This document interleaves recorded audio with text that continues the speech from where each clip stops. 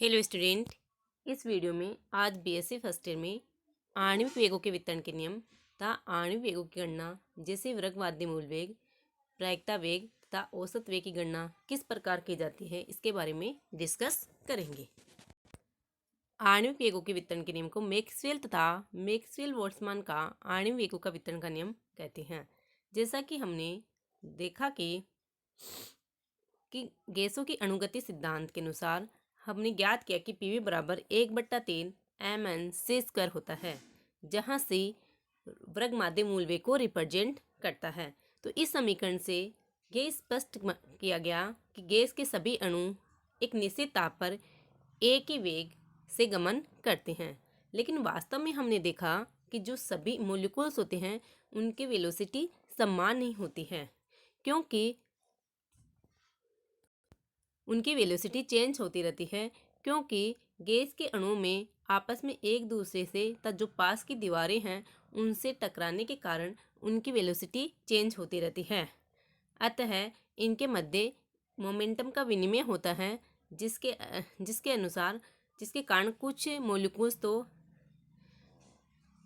गमन करना बंद कर देते हैं तथा कुछ मॉलिक्यूल अधिक उच्च वेग से गमन करते हैं।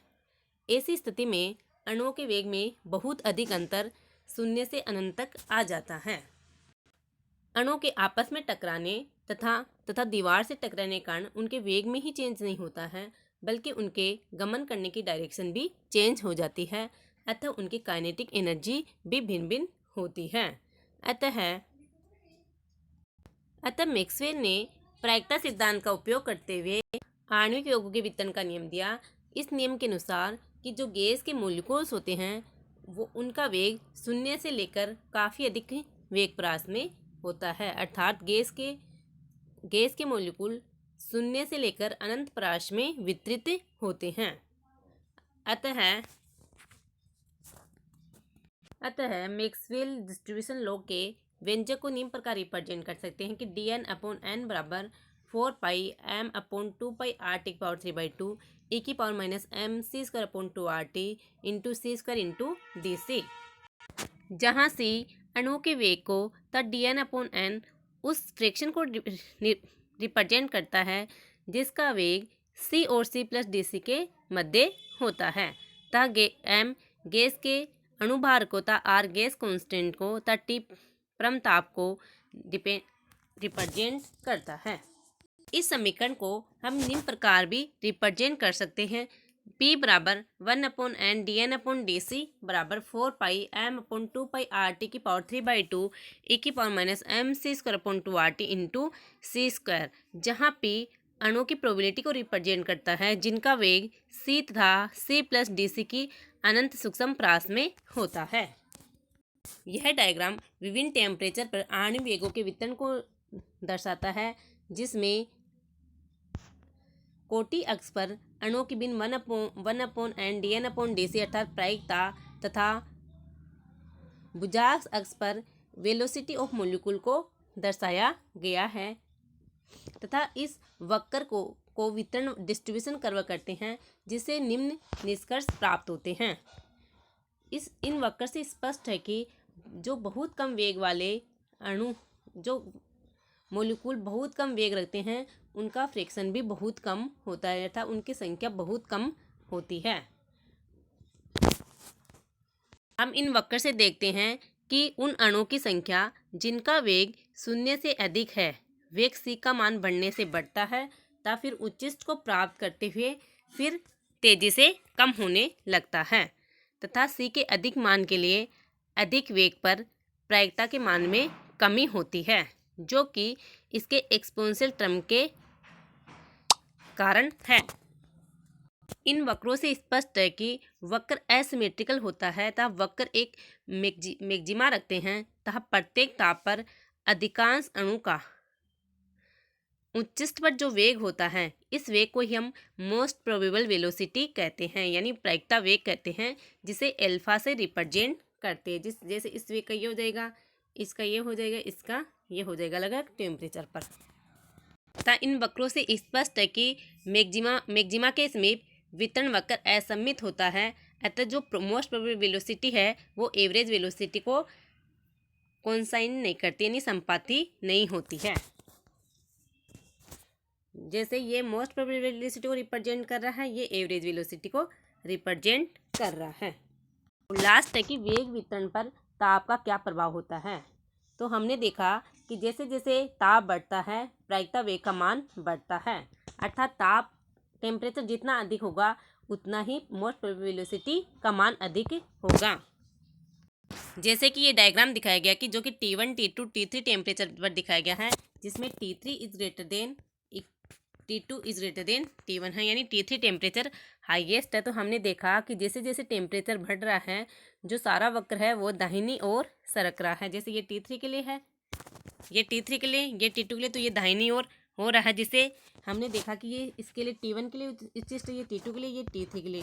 तो T3 उच्चिष्ट यानी टेम्परेचर के बढ़ने पर उच्चिष्ट की ऊंचाई कम होती जाती है, तब वक्र चौड़ा होता जाता है, जो ये रिप्रेजेंट करता है कि उस तापों पर सामान्य से अधिक वेग वाले अणुओं की संख्या बढ़ जाती है।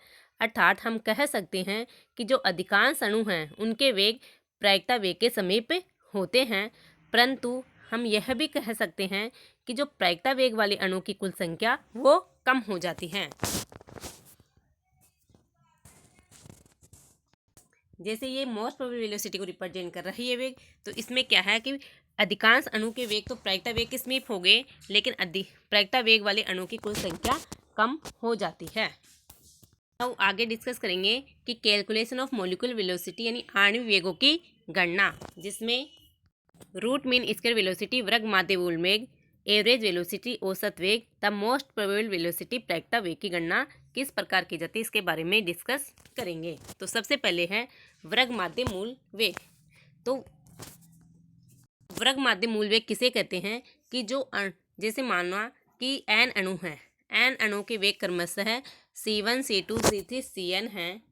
तो वर्ग माध्य मूल वेग को C से रिप्रेजेंट करेंगे, तो C बराबर रूट C1 का स्क्वायर प्लस C2 का स्क्वायर प्लस Cn का स्क्वायर अपॉन n हो, अर्थात सभी अणुओं के वेगों के वर्गों के औसत का वर्गमूल वर्ग माध्य मूल वेग कहलाता है।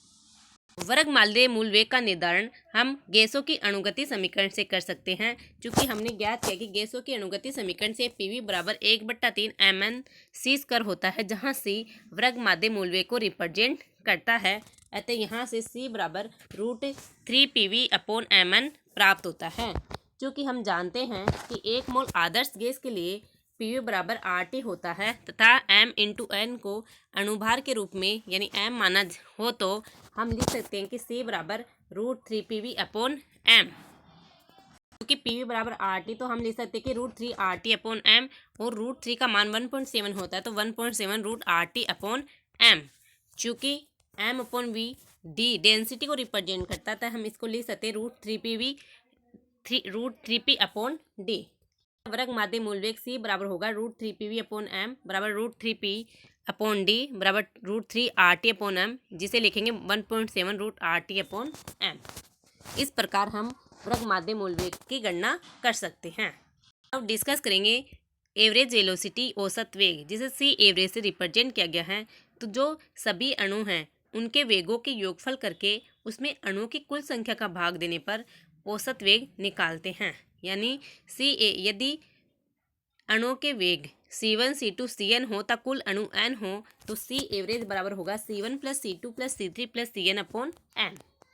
या इसको हम इस प्रकार लिख सकते हैं कि C एवरेज बराबर 0 to ∞ C × dn का 0 से ∞ समाकलन अपॉन n। चूँकि आणविक वेगों के वितरण के नियम से dn/n बराबर 4πm/2πRT/3/2 e⁻mc²/2RT × c² होता है। अतः dn का मान समीकरण 1 में रखेंगे, तो यहाँ से हमें C एवरेज बराबर 0 to ∞ 4πm/2πRT/3/2 e⁻mc²/2RT c³ × dc का 0 से ∞ तक समाकलन करना पड़ेगा। तो यहाँ से हम निकालेंगे, तो जो कांस्टेंट है उसको बाहर ले लेंगे, तो C एवरेज बराबर 4πm/2πRT/3/2 e⁻mc²/2RT × c³ × dc का 0 से ∞ तक समाकलन करेंगे। अब इसे समीकरण 2 से रिप्रेजेंट करेंगे। अब समीकरण 2 में m/2RT बराबर a रखेंगे, तो यहाँ से C एवरेज बराबर 4πa/2 पाई की पावर 3/2 सी क्यूब ई की पावर माइनस ए सी स्क्वायर डी सी का 0 से इन्फिनिटी तक समाकलन करेंगे। यदि हम सी क्यूब ई की पावर माइनस ए सी स्क्वायर डी सी का 0 से इन्फिनिटी तक समाकलन करते हैं, इसका मान 1/2a² प्राप्त होता है। तो यहाँ से सी एवरेज बराबर 4 पाई ए अपॉन पाई की पावर 3/2 इंटू ए अपॉन 1/2a² प्राप्त होगा। अब a बराबर m/2 रखेंगे वापस, तो सी एवरेज बराबर √8 RT अपॉन पाई एम, जिसका मान 1.6 √RT अपॉन एम। चूँकि 1 मोल आदर्श केस के लिए पी वी बराबर RT होता है, तो यहाँ से √8 PV अपॉन पाई एम। चूँकि m अपॉन वी बराबर डेंसिटी होता है, तो यहाँ से √8 P अपॉन पाई डी प्राप्त होगा। अतः औसत वेग सी एवरेज बराबर √8 RT अपॉन पाई एम बराबर √8 PV अपॉन पाई एम बराबर √8 P अपॉन पाई डी बराबर 1.6 √RT अपॉन एम या 1.6 √PV अपॉन एम प्राप्त होगा, जहां m गैस के अणुभार को रिप्रेजेंट करता है, r गैस स्थिरांक को, t टेम्परेचर को रिप्रेजेंट करता है, d डेंसिटी को रिप्रेजेंट करता है, p प्रेशर को रिप्रेजेंट करता है, v वॉल्यूम को रिप्रेजेंट करता है। डिस्कस करेंगे मोस्ट प्रोबेबल वेलोसिटी, जिसे अल्फा से रिप्रेजेंट किया गया है। मोस्ट प्रोबेबल वेलोसिटी वह वेलोसिटी होती है जो कि अधिकांश मॉलिक्यूल्स के द्वारा रखा जाता है। इस वेग का निर्धारण करने के लिए जो प्रायिकता वेग समीकरण है, जो मैक्सवेल के आणविक वेगों के वितरण का नियम का व्यंजक है, उसका सी के सापेक्ष अवकलन करने के बाद उच्चिष्ट की शर्त लगाने पर, अर्थात परिणाम को शून्य के बराबर रखने पर, प्रायिकता मैक्सवेल वितरण नियम के व्यंजक 1/n dN/dc बराबर 4 पाई m/2 पाई RT की पावर 3/2 e की power minus mc² RT into सी स्क्वायर का सी के सापेक्ष अवकलन करेंगे। सी के सापेक्ष अवकलन करने पर 4 pi m/2 pi RT power 3/2 constant है, जो कि बाहर आ जाएगा। e की power minus mc² RT into सी स्क्वायर का अवकलन करेंगे, तो इसका u इंटू वी के फॉर्म में अवकलन करने पर, तो इसका सबसे पहले सी स्क्वायर को हो जाएगा 2c e की पावर माइनस mc² RT, फिर e की पावर माइनस mc² RT करेंगे तो इसका हो जाएगा सी स्क्वायर e की पावर माइनस mc² RT, फिर माइनस mc² RT करेंगे तो माइनस 2mc/2 RT। इस प्रकार हमें u इंटू वी के फॉर्म में इसका अवकलन करेंगे। अवकलन करने के बाद में इसकी उच्चिष्ट की शर्त लगाएंगे, अर्थात इसके परिणाम को 0 के बराबर रखेंगे। तो यहाँ हमने 0 के बराबर रख दिया। ये कांस्टेंट है तो ये तो 0 के बराबर होगा नहीं, तो ये वैल्यू 2c e की power minus mc² RT plus c square e की power minus mc/2 RT into minus mc/RT बराबर 0 होगा। अब वापस c e की power minus mc/2 RT common लेंगे, तो यहाँ से 2 माइनस mc² RT बराबर 0 प्राप्त होगा। चूँकि यहाँ से या तो ये बराबर 0 होगा या ये बराबर 0 होगा। चूँकि c बराबर 0 नहीं हो सकता, तो ये राशि 0 होगी। तो यहाँ से 2 माइनस mc² RT बराबर 0 होगा, तो यहाँ जो c होगा उसका मान अल्फा होगा, जिसे मोस्ट प्रोबेबल वेलोसिटी कहेंगे। तो यहाँ c बराबर अल्फा रखने पर यहाँ 2 माइनस mα² RT बराबर 0 प्राप्त होगा।